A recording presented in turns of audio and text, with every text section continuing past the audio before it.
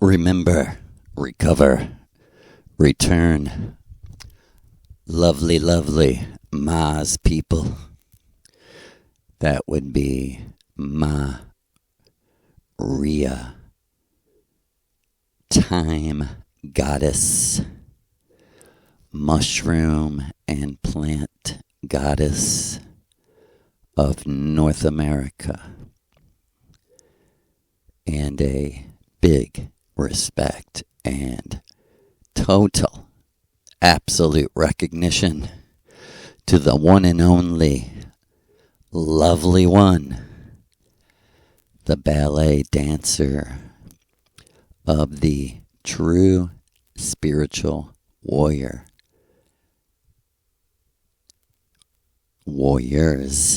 heart, the green thunderbolt that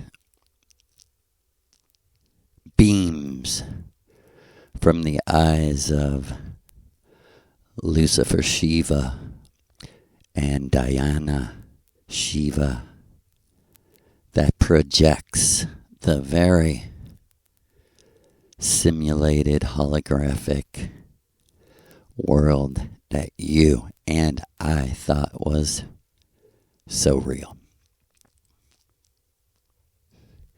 This renders Judaism, Christianity, and Islam completely fucking dumb. To take anything from a very sophisticated yet fictional video game and parade around like your experience is the standard for everyone else,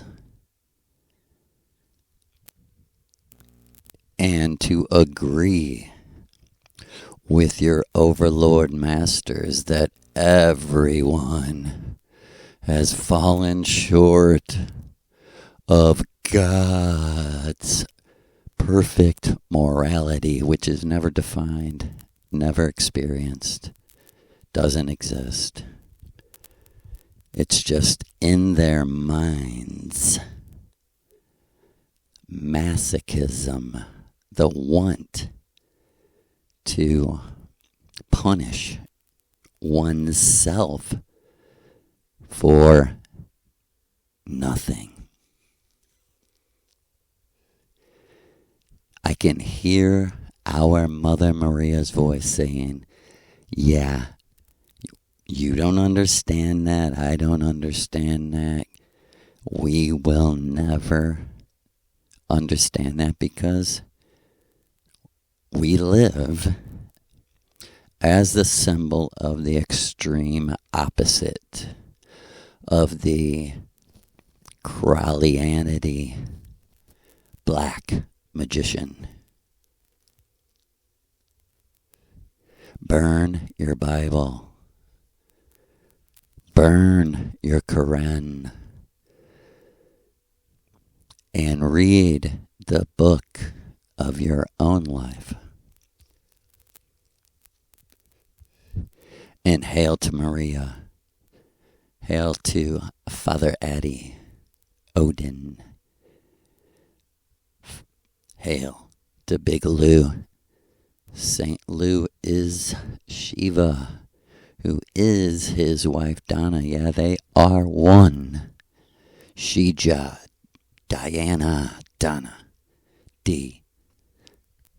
Little Dana, the most beautiful of all women.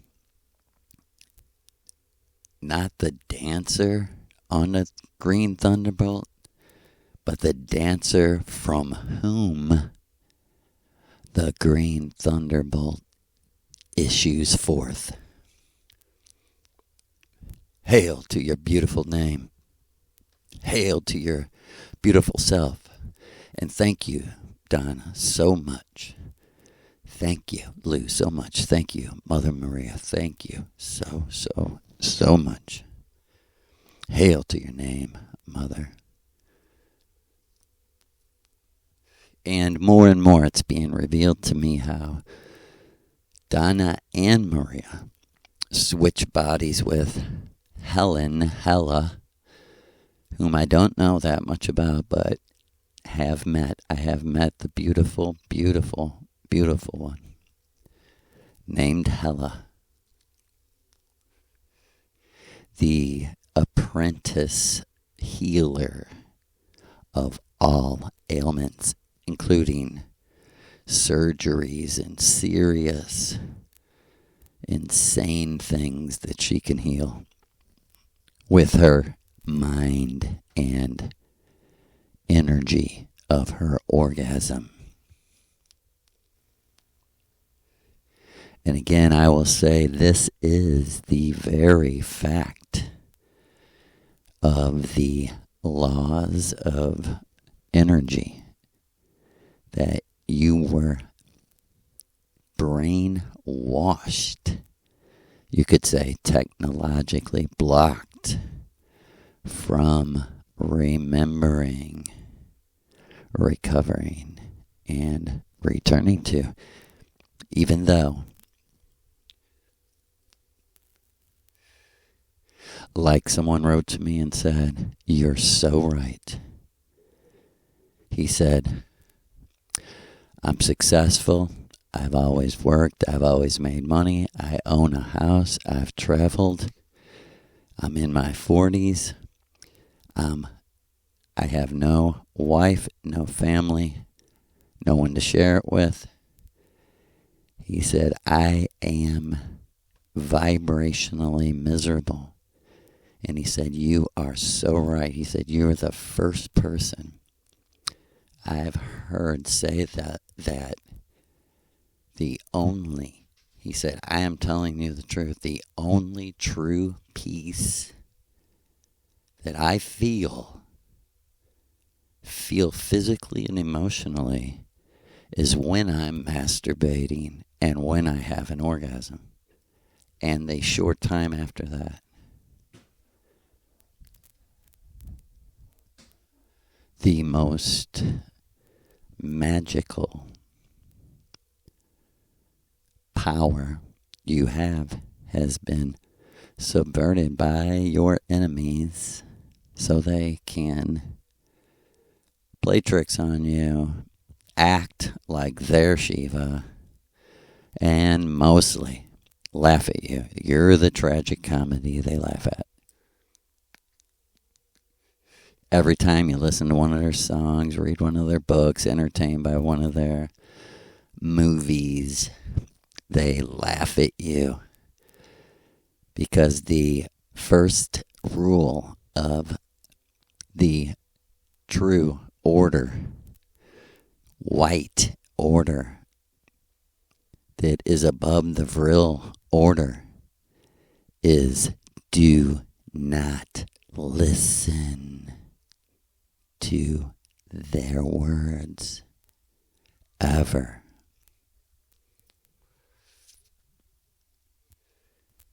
Matter of fact, you're not a sinner, but you feel like it because you need to be cleansed of the words that issued forth out of the movies and songs that were built to, manufactured to destroy you. I've been saying it, and I'd also like to say real quick, many people have told me that comments have been deleted off the Maria Orsick's ritual site on YouTube, and I think Rumble too. I would never dare. And if you tried to contact me for interviews or other things, try to email me at vril7@gmail. All lowercase letters of vril7 Gmail, because my main art work now is to try to raise the vibration to keep the simulation going for the sake of my grandchildren.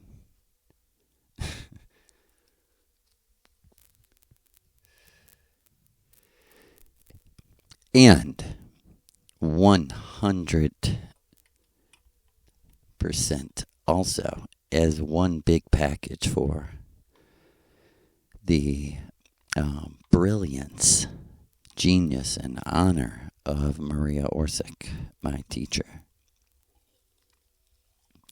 You know, whether you believe you existed before or I did before we came here, like a friend of mine said, I believe that you're having these experiences. I understand things better than ever, and because of her teaching me through her ritual, which we will get to right now. So, the Amanita Road, the road to the notebook, the UFO notebook. This is the notebook. And so be it how it came about. Let it be known as it was, so it will always be. And she will always be herself. No one else. People don't know they want to dance like her, look like her, talk like her, move like her, be naturally sexy like her, or sensual maybe is a better word. The dancer, the original dancer.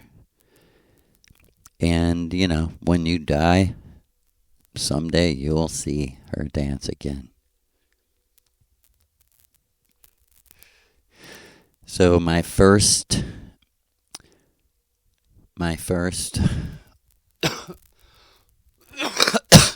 Amanita ritual was when I met the garden gnome. I would later be made known that he is Lou, the Louis of St. Louis, Missouri.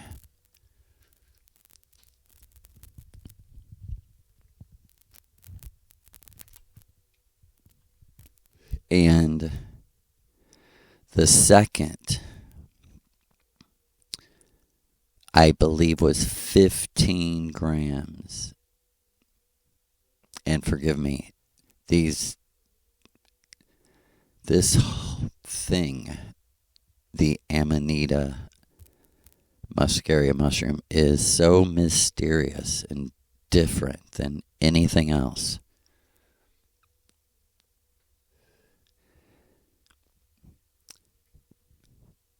And it's hard to remember what happens because it's a strange polarity of relaxed bliss that you cannot really become unrelaxed. Nothing is going to faze you once you are entered into its personality space. And I had never, ever known anyone who did this. Even Terrence McKenna said he tried it once and had no real results. I don't know. He failed, on this plane. But as I can hear Maria saying, because he didn't have this energy that was going on. And what was going on, people must understand, is The whole channel is called Maria Orsick's Ritual because she wanted people in the simulation to know and for me to experientially reenact exactly what her and her best friend did to contact the Aldebaran gods and get instructions for a UFO and build it and actually drive it. And actually leave the physical world in it and return to the physical world in it. And remember, the context is forever changed. We are in a movie of that. And if you don't experientially learn that and know that to be a fact, you will never free yourself, free your conscience of the guilt. And her ritual is about going backwards. From that moment that you begin, you walk backwards against time, against the spin of the earth, against the frequency of the earth. Because she is in panic because of the vibration of force in fraud, suffering at all-time levels in the 1920s and 30s, famine. And you must either you must understand everything that you thought you did wrong that made you a sinner or gave you bad karma. And you must fix it if you were at fault the best you can, and you will be given options.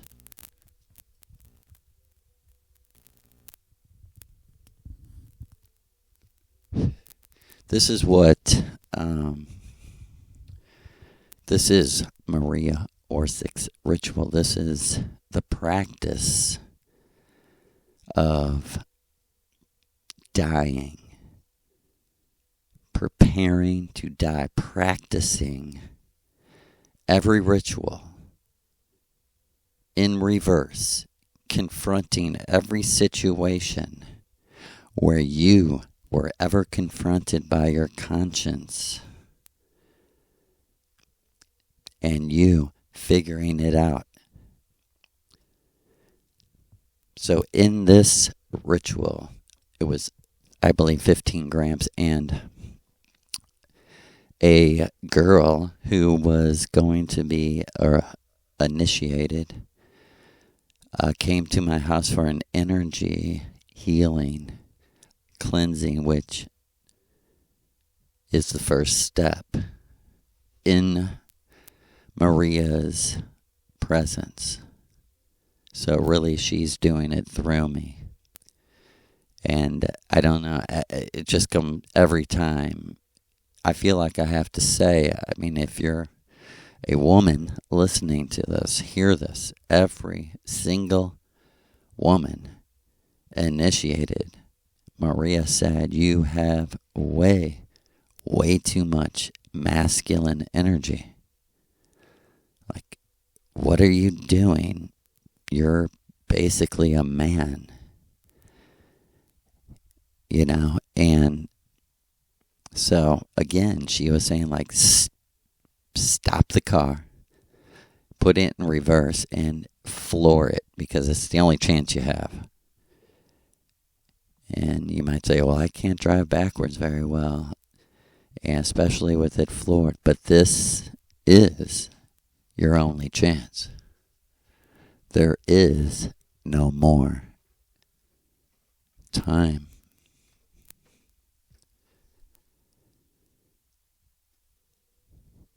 And what I remember after was meeting with Maria and her saying, now next week, she said, this was just to prepare you.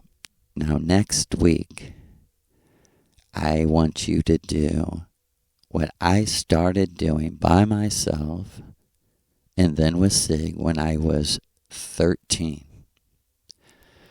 Because I trusted my teacher. And he also sent me to the library, and I'm going to send you to the internet. She said, but next week, you listen to my voice and you get a clean cup ready because I want you to drink your own urine. And I was like, huh? What? And as she was saying this, she said, don't worry about that yet. She said, but believe me, this is something beyond words made it this way. And what you feel right now, because I was on the 15 grams, is the preview to the real movie, which is a crystal light energy that is formed by the organs of your body, and they tune, the organ tunes the crystal to a note. And this is what they tried to genetically modify and reproduce in the psilocybin mushroom and make it easy for people. She said, which is fantastic, wonderful, give thanks. She said, but Joe, this is how I did it, and it's your job to tell the world. But through your experience. She said, now relax and close your eyes. And when I did, I was standing in an apartment. I said, where is this? She said, Berlin, Germany, 1935. She said, look at me. I said, oh my God, you look so young. You don't look any different. She said, I was 40 years old. Old lady. I said, wow, you sure don't look like it. But her and Sig were standing there in white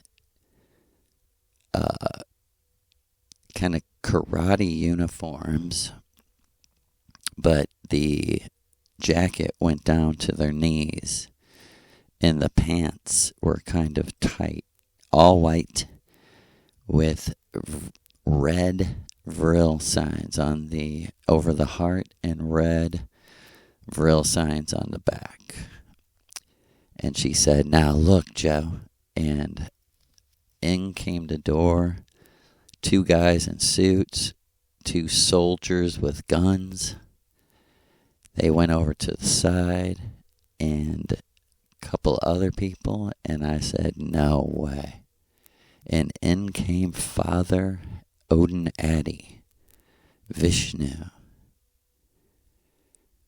And I seen Maria laughing and smiling and handed him a shirt like hers with 2 red stripes. Instead of real signs, they just had red stripes all the way around too. And then pants, same, with red stripes right over the knees. And I seen him return with the clothes on and two drummers who looked Indianish, Pakistani, Indian, maybe even Arab, and were playing the drums in a really cool, like, sounding Moroccan, just ringing, and Maria and Sig just dancing with their hair, dancing close to each other. And, well, first of all, I seen them give Father Addy the drink, the Amanita Soma mixture, and I watched him drink it down, and she said to me, "Now look at me, watch me." She said, "You see me and Sig look at each other and smile?" When he finished it, she said, "You know that feeling, don't you? That proud feeling of like, way to go, warrior." She said, "I didn't really care who he was. Politician," she said, "didn't impress me." She said it was only because of what was being done for us with no strings attached that we even agreed to meet him. And she said, "Watch." She said, as they danced more and more.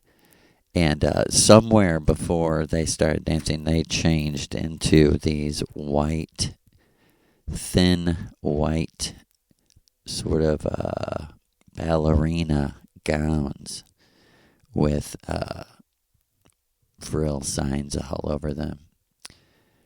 And they were dancing all over and crazily, sometimes in sync with each other, sometimes very close, touching each other all over, touching each other's bodies. And she said, "Now watch, Joe, watch." And it happened. He got up from his chair and he just started shuffling right in time, right to the beat. She said, "My first thought was, he can dance. He has been dancing." She said, "My second thought is, he read the newsletters I sent him. He really read them." She said, "I was just laughing, telepathically communicating with Siggy." She said, and here he came, and he just started doing his own shamanic dance. And she said, it just came to my mind, Tibetan